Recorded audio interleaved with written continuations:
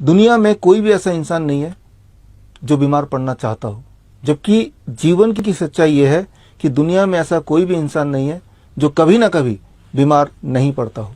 और अगर आप बीमार पड़ ही गए तो at the back of the mind आपके दिमाग में यही बात रहती है कि मैं कैसे फास्टेस्ट तरीके से ठीक हूं, नंबर वन, सेफेस्ट तरीके से ठीक हो जाऊं, कहीं ऐसा ना हो कि एक बीमारी को ठीक करने के लिए 2 और बीमारियां ले आऊं। तीसरी बात, एविडेंस बेस्ड तरीके से ठीक हो, यानी कि ठीक होने की जो पद्धति है वो एविडेंस बेस्ड हो, सबूत के साथ हो। और चौथी बात, ऑफ कोर्स, लो कॉस्ट तरीका हो। इन चारों पहलुओं को ध्यान में रखते हुए आज से कुछ साल पहले हमने रिलीज किया था, आप सबको बताया था, द DIP डाइट। आप में से जो लोग नाइस एक्सपर्ट हैं, वाइस एक्सपर्ट्स हैं, आपने देखा हजारों लोगों को ठीक किया, अपने आप को ठीक किया, किस तरह से DIP diet, 3 step flu diet, यानी कि food as medicine, the first dimension to heal a patient, that is food as medicine.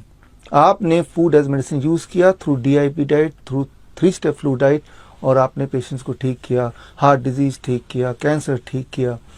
दूसरा डायमेंशन जो पिछले साल मैंने आपको बताया था, ग्रेविटी एज मेडिसिन, कैसे द लॉ ऑफ ग्रेविटी को यूज करके जो फ्रीली अवेलेबल पावर है, फोर्स है, दुनिया का सबसे strong force, the law of gravity, उसको यूज करके किस प्रकार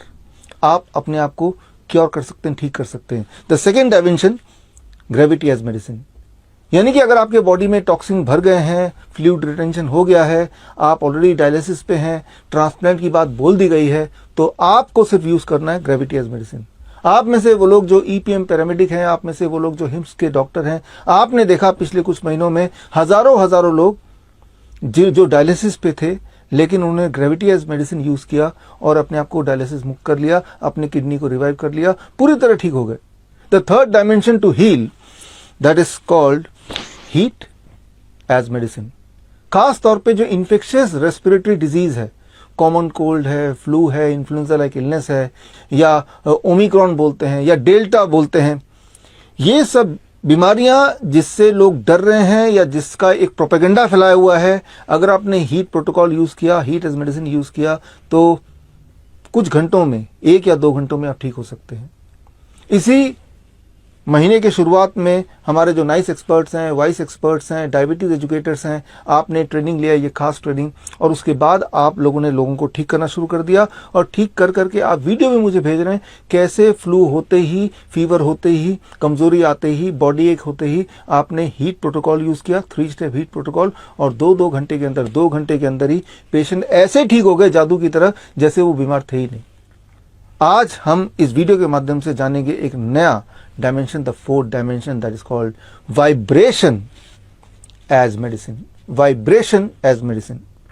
वाइब्रेशन एज मेडिसिन क्या है, इसको समझाने के लिए मैं एक उदाहरण लेता हूं, ऑर्केस्ट्रा का उदाहरण। इमेजिन कीजिए एक ऑर्केस्ट्रा है, उसमें अलग अलग म्यूजिशियन है और सब बड़े एक्सपर्ट म्यूजिशियन है, और उनके पास बजाने को गिटार एक्सेट्रा अपने अपने इंस्ट्रूमेंट हैं। वो सारे लोग बड़ा अच्छा बजा रहे हैं अपना अपना इंस्ट्रूमेंट।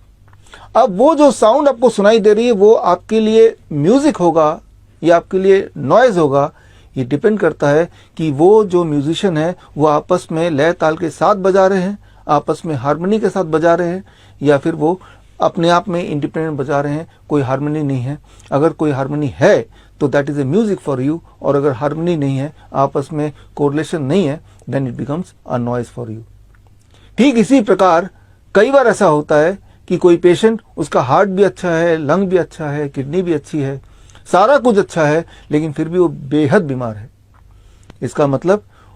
सारे ऑर्गन के बीच में जो ताना बाना है, द कोरिलेशन, द वाइब्रेशन, उसे ठीक करना है। That is called vibration as medicine, the 4th dimension. ये चारों डायमेंशन अगर आप यूज कर पाते हैं, so that is the fastest, safest, most evidence based and low cost way to heal a person.